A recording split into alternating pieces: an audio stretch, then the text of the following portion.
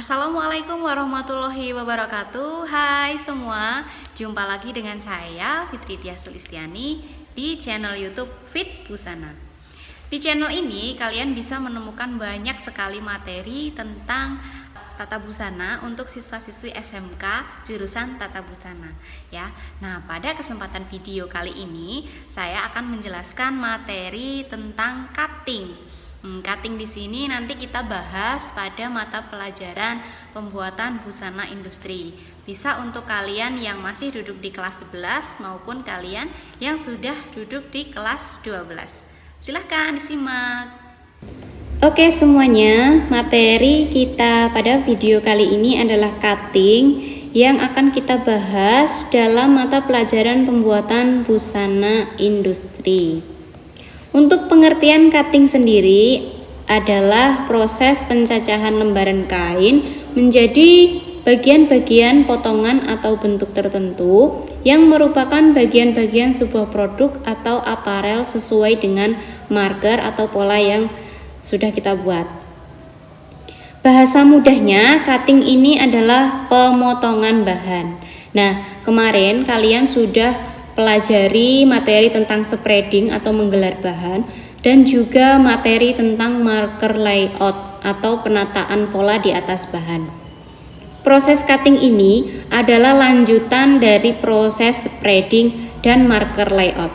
Ketika kita sudah menata atau menggelar bahan di atas meja spreading dengan berlapis-lapis bahan, sudah kita tata, kemudian next kita lanjutkan dengan proses marker layout, yaitu menata pola di atas bahan. Langkah selanjutnya langsung kita lakukan proses cutting atau pemotongan bahan sesuai dengan pola yang sudah kita tentukan.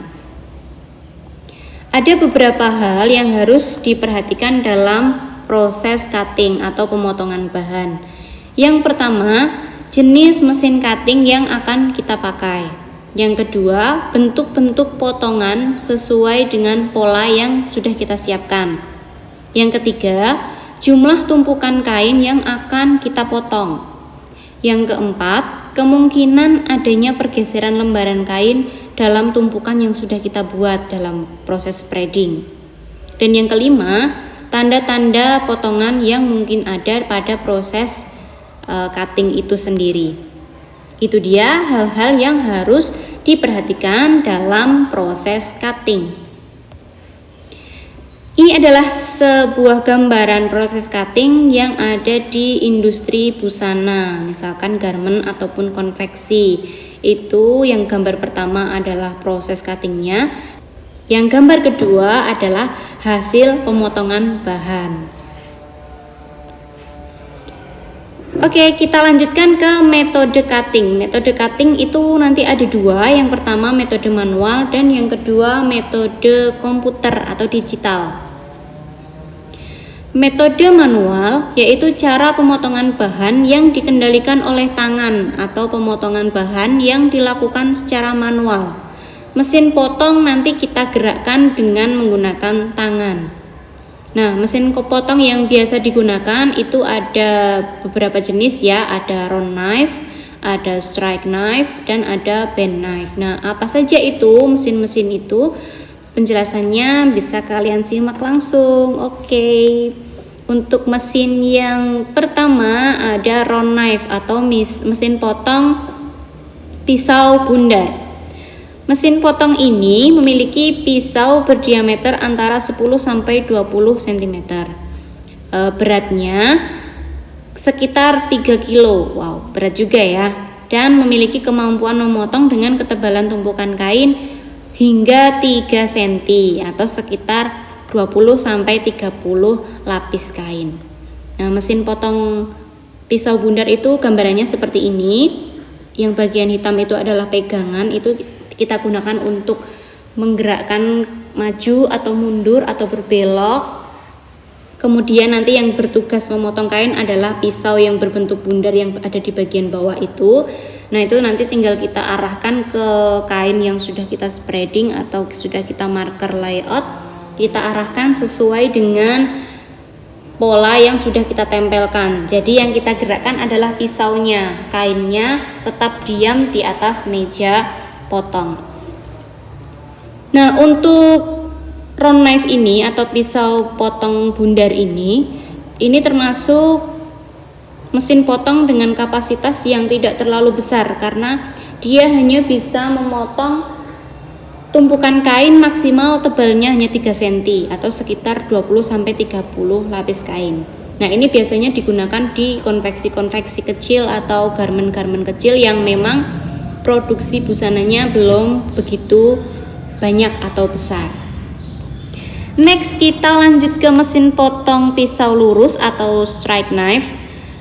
Mesin ini tersedia dalam beberapa tipe ya. Jadi sesuai dengan ukuran panjang pisaunya. Panjang pisau ini bisa berkisar antara 5 inch sampai 13 inch dan kemampuan memotong kainnya bisa sampai ketebalan 5 sampai 30 inch atau sekitar 50 sampai 100 lapisan kain. Maaf ya, itu maksudnya 50 sampai 100 lapisan kain. Jadi dia kapasitasnya lebih besar dibandingkan round knife. Dia bisa memotong dengan tumpukan lembaran kain lebih banyak dengan ketebalan kain yang lebih banyak, sehingga hasil potongannya juga lebih banyak. Dan yang pasti ini lebih berat daripada round knife. Lebih berat ya, karena lebih berat jadi dia lebih butuh tenaga ekstra dan orang-orang tertentu yang memang sudah ahli dalam bidang cutting. Nah, untuk strike knife ini sendiri, ini karena bisa memotong dengan kapasitas yang besar, biasanya dia digunakan di garmen-garmen yang sudah cukup besar atau kapasitas busana yang mereka produksi juga sudah cukup banyak, bahkan sampai kapasitas ekspor itu bisa menggunakan strike knife ini. Next, yang ketiga ada mesin potong bend knife. Mesin ini memiliki ciri khusus, yaitu pada saat proses memotong yang digerakkan adalah kainnya, bukan pisau potongnya. Jadi kalau untuk round knife sama strike knife itu kan yang kita gerakkan adalah pisau potongnya. Pisau potongnya kita gerakkan menggunakan tangan, maju, mundur, belok sesuai dengan pola yang sudah kita tata di atas bahan spreading.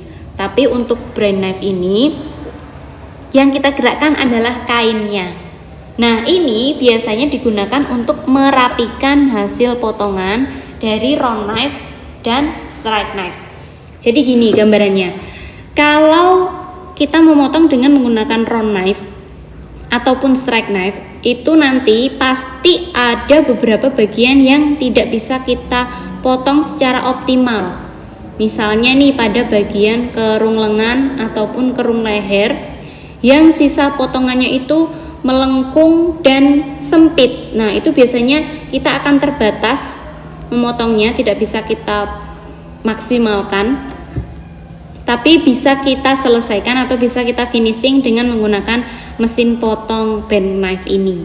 Nah, ini fungsinya untuk menyempurnakan atau merapikan hasil potongan dari round knife ataupun strike knife.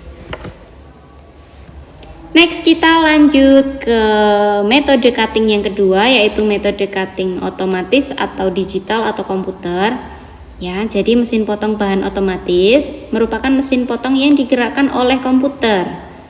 Pada industri garmen yang berorientasi ekspor, umumnya telah menggunakan mesin-mesin CAD dari mulai pembuatan desain, pembuatan pola, hingga marker, itu semuanya dilakukan secara digital menggunakan program komputer. Selanjutnya, hasil dari program CAD dimasukkan ke dalam sistem CAM, Computer Aided Machine, untuk dilakukan proses penggelaran kain dan pemotongan bahan secara otomatis juga, yang semuanya dikontrol dengan komputer. Wow, hebat ya! Lebih canggih lagi.